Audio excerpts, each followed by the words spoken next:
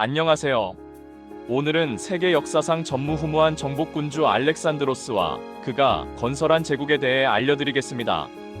기원전 359년 마케도니아 왕국은 혼란스러운 시기를 맞이하고 있었습니다.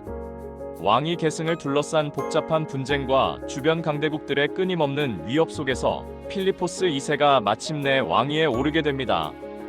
그는 탁월한 군사적 재능과 뛰어난 정치적 역량을 바탕으로 마케도니아를 단숨에 강력한 국가로 변모시켜 나갑니다. 가장 먼저 필리포스 2세는 군대를 획기적으로 개혁하여 정예화된 강력한 상비군을 육성하고 당시로서는 혁신적인 새로운 전술과 첨단 무기를 적극적으로 도입합니다. 또한 그는 뛰어난 외교적 수완을 발휘하여 그리스 도시 국가들을 하나씩 정복하거나 때로는 능수능란한 외교 협상을 통해 마케도니아의 영향력 아래 복속시켜 나갑니다. 필리포스 2세의 궁극적인 목표는 바로 그리스 전체를 통일하고 숙적인 페르시아 제국을 정벌하여 마케도니아의 국위를 드높이는 것이었습니다. 그는 코린토스 동맹을 성공적으로 결성하여 그리스 도시 국가들을 자신의 확고한 지배하에 두고 마침내 오랜 염원이었던 페르시아 원정을 위한 만반의 준비를 갖추게 됩니다.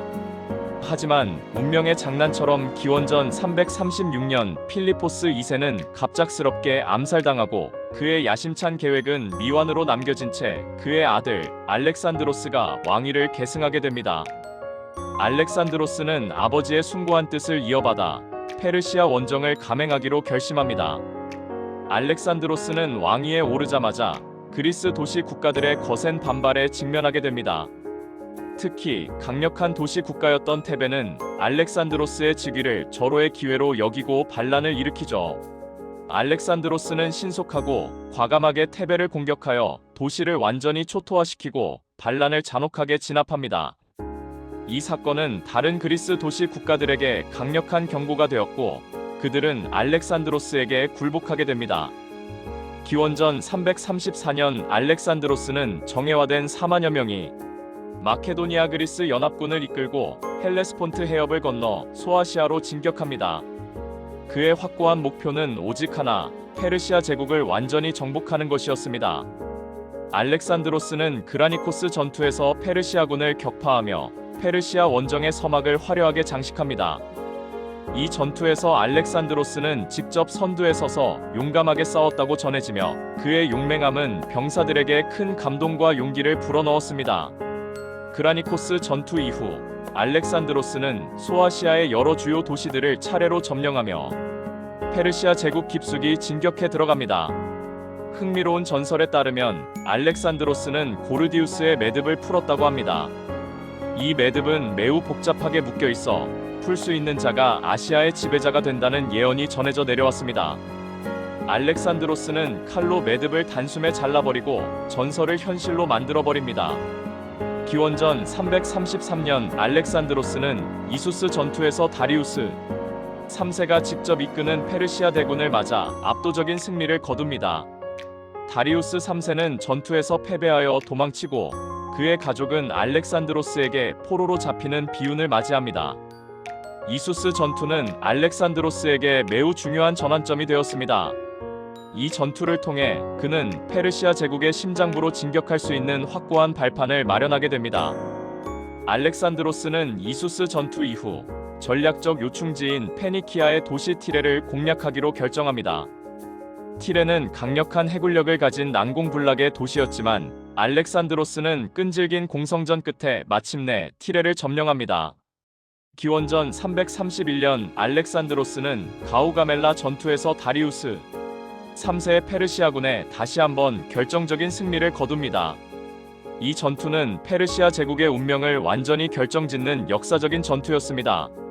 알렉산드로스는 뛰어난 전술적 능력과 병사들을 고무하는 용맹함으로 페르시아군을 완벽하게 격파하고 페르시아 제국의 수도인 페르세폴리스를 점령합니다. 페르세폴리스는 엄청난 부와 화려함을 자랑하는 도시였고 알렉산드로스는 페르세폴리스를 약탈하고 불태워 페르시아 제국에 대한 철저한 복수를 감행합니다.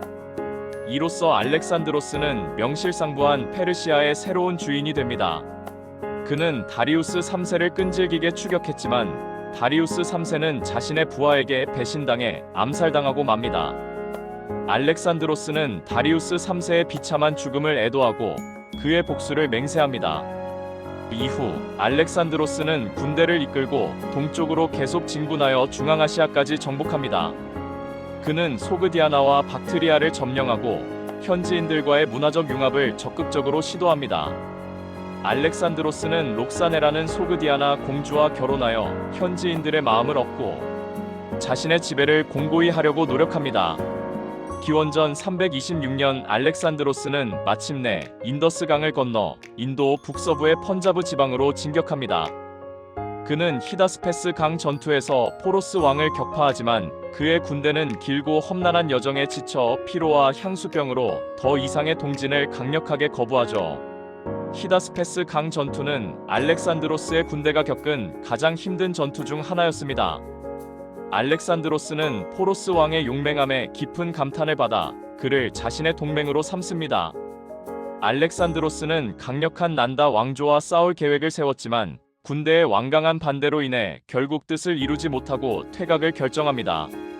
알렉산드로스는 인더스 강을 따라 남쪽으로 내려오면서 여러 부족들을 정복하고 약탈합니다. 그의 군대는 험난한 여정 속에서 식량 부족과 질병 등으로 인해 많은 어려움을 겪습니다. 기원전 323년 알렉산드로스는 바빌론에서 갑작스럽게 사망합니다. 그의 정확한 사인은 아직까지도 불분명하지만 말라리아, 독살, 과로 등 여러 가지 추측이 제기되고 있습니다. 알렉산드로스의 갑작스러운 죽음은 그가 건설한 거대한 제국에 큰 혼란을 가져옵니다. 알렉산드로스 제국은 그의 사후, 그의 장군들인 디아도코이에 의해 여러 개의 왕국으로 분열되고 그리스는 헬레니즘 시대가 도래하게 됩니다. 이로써 동서양의 어우러진 문화가 탄생하였고 이후 이 지역은 로마의 지배를 받게 됩니다. 오늘 이야기는 여기까지입니다. 시청해주셔서 감사합니다.